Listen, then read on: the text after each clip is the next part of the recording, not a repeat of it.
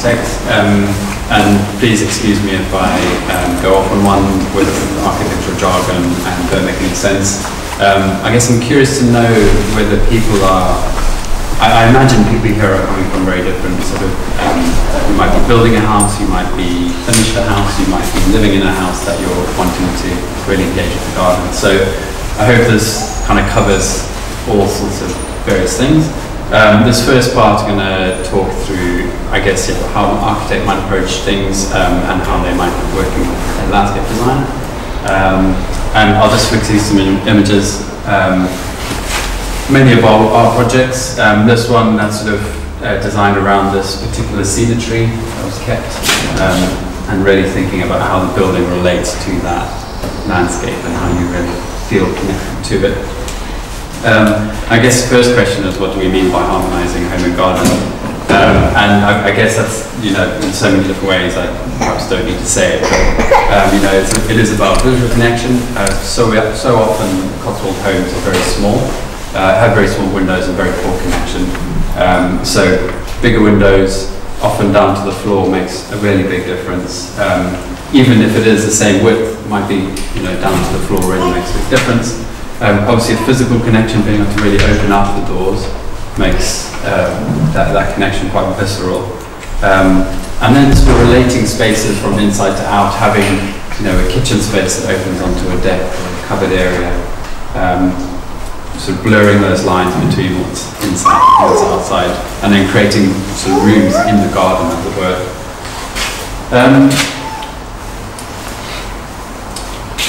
Lovely connection to the landscape, really opening it up in different ways.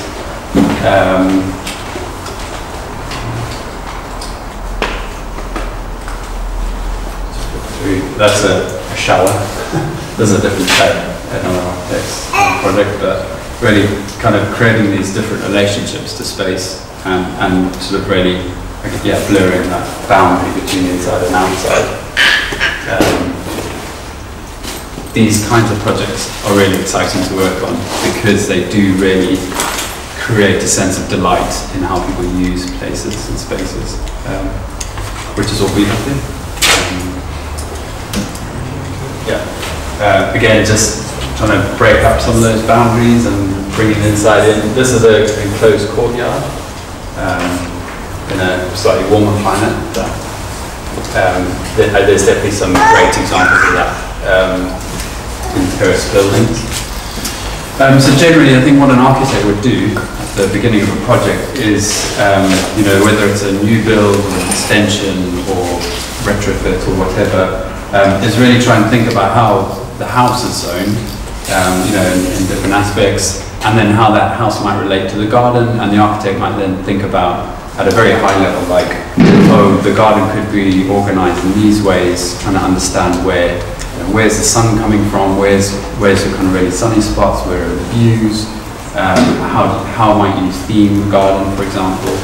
And then we quite often work with landscape designers, and it's really helpful to, if you're employing an architectural landscape designer, get them involved really early on, the landscape designers, so that there's a sort of good sort of dialogue and connection between us as architects and the landscape designer. Because I think making the inside spaces work with those outside spaces can make a real difference to your enjoyment of the place. So we'll just do various analysis, really trying to understand a place and try and convey that to you, and look, if it is a new build, like how do you site the building on the site? Where are those views? Like how is that sun being, the little sun that we have in the winter time, and then the summer sun, how do you use that as something to really feel warm and just enjoy that landscape, I guess. These are some examples of some of the sort of higher level things that we do, and then just some more examples there. And then this is just some sort of garden ideas. These are more on the wild kind of side of things.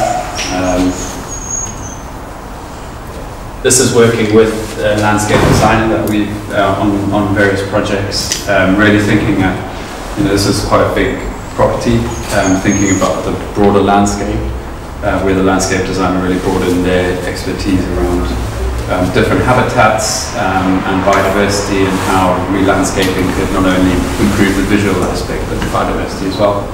And then us working with them and the existing buildings and creating different zones for different times of the day, different events, and then just thinking about, this is a visualization that we use in the office, just thinking about the daytime and nighttime connections as well to outdoor spaces.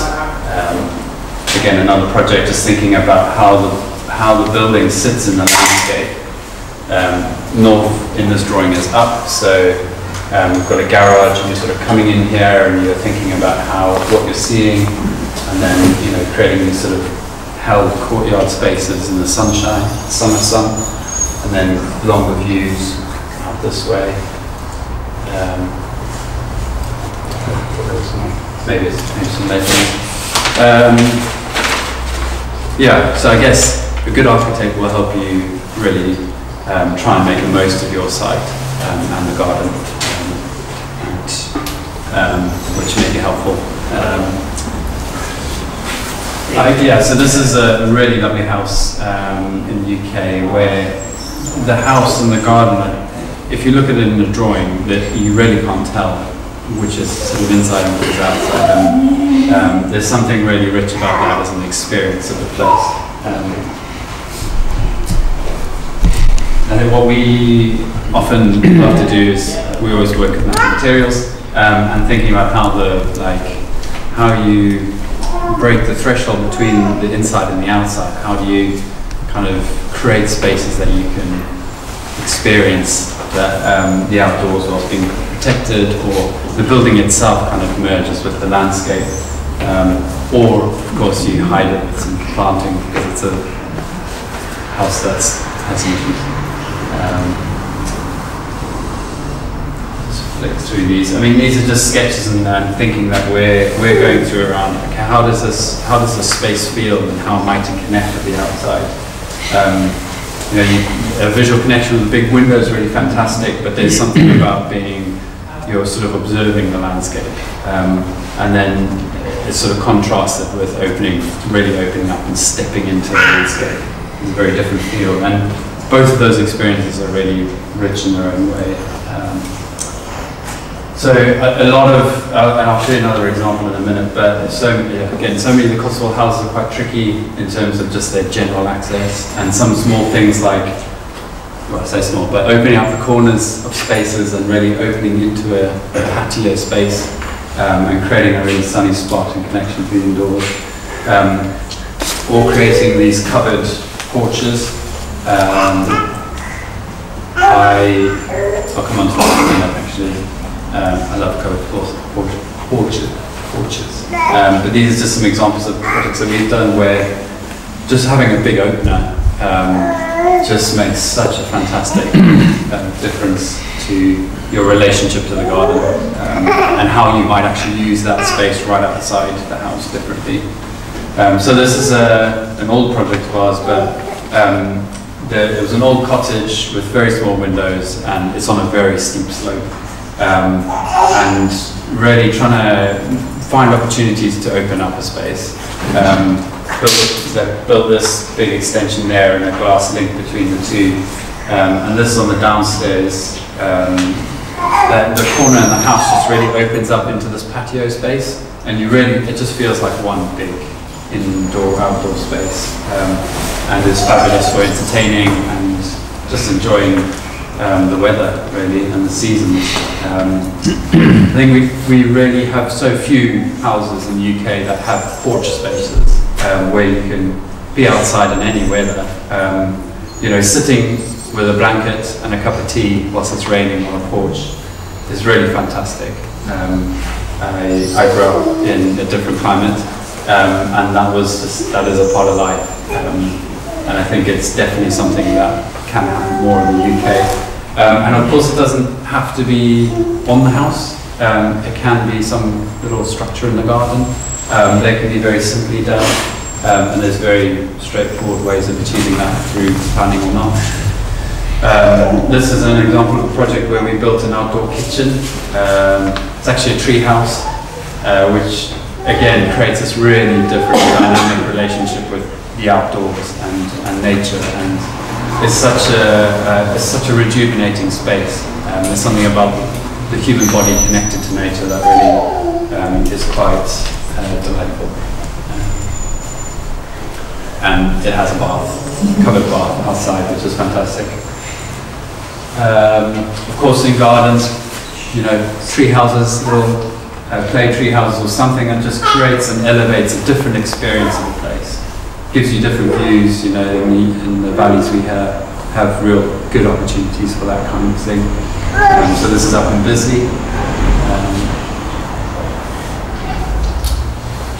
Yeah, and then again, just coming back to some of the feelings of indoor-outdoor space. This is a kind of a mood board, I think, for my house actually.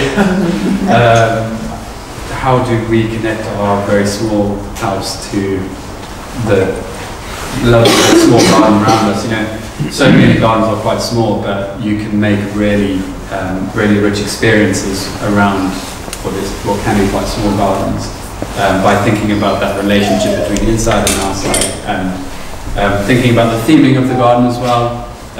You know, what time of year you want to enjoy that. You know, what kind of winter plants are going to make it feel different, or less drab, perhaps.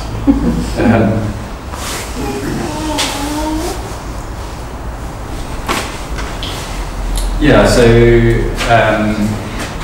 I guess thinking about the themes of your gardens: is it wild, is it manicured, is it a bit of a mix, is it low maintenance, depending on how you use the space or how often you use it, activity and play. I think there's something really interesting about how you've used the different levels of your garden and what is quite typical of the valley gardens, to really play with that experience of space and play and different times of the day can be really great. And yeah, I guess thinking about how the light and the sun moves around the garden throughout the different times of the year, and how you can use those spaces, how they can feel sheltered against the wind. Often the wind is coming from southwesterly direction, although with the valleys it can be quite tricky and different. So really sort of creating a sheltered and protected space that makes you enjoy and connect to that place can make a big difference.